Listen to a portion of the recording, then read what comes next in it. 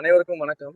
தொடர்ந்து திருச்செந்தூர் கோயில்ல பல்வேறு முறைகேடுகள் நடக்கிறதாக பொதுமக்களும், சமூக வலைதளங்களிலும், சமூக ஆர்வலர்களும், கடவுள் நம்பிக்கையுடைய பக்தர்களும் நிறைய கம்ப்ளைண்ட்ஸ் என்கிட்ட கொடுத்திருந்தாங்க. சோசியல் மீடியால எழுதியிருந்தாங்க. எல்லாத்தையும் நான் தொடர்ந்து பார்த்துக்கிட்டு இருந்தேன். ஸோ அதன்படி இன்றைக்கு காலையில சர்ப்ரைஸா ஒரு ஆய்வு பண்ணலாம் அப்படின்னு சொல்லிட்டு விடியற் காலையில நான் இங்க வந்திருந்தேன். மாஸ்க் போட்டுட்டு நான் இங்க ஆய்வுகள்லாம் பண்ணிட்டு இருந்தேன். அப்படி ஆய்வு பண்ணும்பொழுது இங்க பின்னாடி இருக்கக்கூடிய இந்த கோபுர என்ட்ரன்ஸ்ல பாத்தீங்கன்னா பொதுமக்கள் பக்தர்கள் கிட்ட பணம் வாங்கிட்டு உள்ள தரிசனத்திற்கு நேரடியாக கூட்டு போறத கண்டுபிடிச்சிருக்கிறோம். இதில் ஈடுபட்டுள்ளக்கூடிய இங்க இருக்கக்கூடிய அர்ச்சகர்கள், அதிகாரிகள் எல்லாருமே சேர்ந்துதான் ஈடுபட்டு இருக்காங்க. அவங்க யாரா இருந்தாலும் எந்த பாகுபாடும் இல்லாம, எந்த பாரபட்சமும் இல்லாம நடவடிக்கை எடுப்போம். அதற்குள்ள இணையத்துல ஒரு தப்பான செய்தியை பரப்பி விட்டுட்டு இருக்காங்க. மன்னிப்பு கடிதம் வாங்கிட்டு மன்னிச்சு விட்டோம்னு சொல்லிட்டு அவங்க கிட்ட விளக்க கடிதம் கேட்டு விளக்கம் வாங்கிடும். எப்படி நீங்க அனுமதிச்சீங்க, எப்படி எதுக்காக பணம் வாங்கிட்டு உள்ள அனுப்பிச்சீங்கன்னு சொல்லிட்டு விளக்க கடிதம் தான் அவங்க கிட்ட வாங்கிருக்கணும். அது மன்னிப்பு கடிதம் கிடையாது. அந்த விளக்க கடிதத்தை வாங்கிட்டு இது ஒரு ப்ரொசீஜர். ஒரு கம்ப்ளைண்ட் வருதுன்னா அவங்களை கூப்பிட்டு அதுக்கு விளக்கம் கேட்டு கடிதம் வாங்கி அதன் மேல நடவடிக்கை எடுப்போம். அந்த ஒரு ஆய்வு மட்டும் இல்லாம இன்றைக்கு அன்னதான கூடங்கள் ஆய்வு பண்ணியிருக்கிறோம்.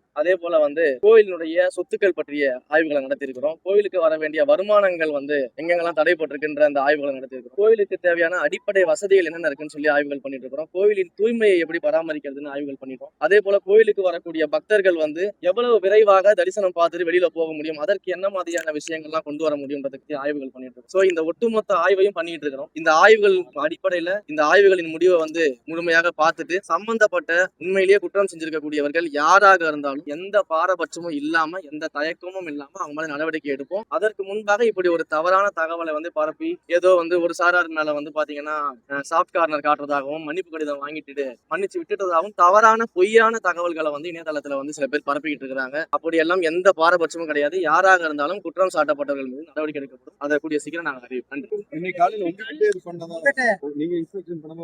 எல்லாமே நான் சொல்றேன், இந்த இன்ஸ்பெக்ஷனுடைய முடிவுல என்ன நடந்துச்சு, யார் யார் என்னென்ன பண்ணாங்கன்றத கம்ப்ளீட்டா ஒரு டாக்குமெண்டா உங்க எல்லாருக்குமே கண்டிப்பா வரும். இன்னும் கொஞ்சம் இன்ஸ்பெக்ஷன்ஸ் எல்லாம் பாக்கி இருக்கு. எல்லாத்தையும் சேர்த்து மொத்தமா முடிச்சுட்டு அந்த தரவுகளோட அவங்க கிட்ட பேசுறேன். இல்ல நான் உங்களுக்கு அந்த தரவுகளை கொடுக்குறேன். அது வரைக்கும் கொஞ்சம் வெயிட் பண்ணுங்க. நன்றி.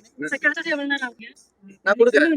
நான் இன்னைக்கு ஃபுல்லாவே இருக்கிற பிளான் இருக்கு. இங்க நடக்கக்கூடிய ஆய்வுகளை பொறுத்து, அவங்க கொடுக்கக்கூடிய டாக்குமெண்ட்ஸை பொறுத்து, விளக்கங்களை பொறுத்து தான் அது எவ்வளவு நேரம் போகுதுன்றதை பார்ப்போம். பட் எவ்வளவு சீக்கிரம் முடிஞ்சாலும், எவ்வளவு லேட்டா முடிஞ்சாலும் கூடிய சீக்கிரம் இந்த ஆய்வறிக்கையை தயாரிச்சு மாண்புமிகு முதலமைச்சர் அவர்கள் கிட்ட இந்த ஆய்வறிக்கையை சமர்ப்பிச்சு அதன் மேல் நடவடிக்கை நிச்சயமாக எடுக்கப்படும். யாராக இருந்தாலும் நடவடிக்கை எடுக்கப்படும். எந்த பாகுபாடும் கிடையாது, எந்த பிரிவினையும் கிடையாது, எந்த சாஃப்ட் கார்னரும் கிடையாது. யாராக இருந்தாலும் தவறு செய்தால் நடவடிக்கை நிச்சயமாக மாண்புமிகு தமிழ்நாடு முதலமைச்சர் தளபதி அவரோட ஆட்சியில் எடுக்கப்படும்.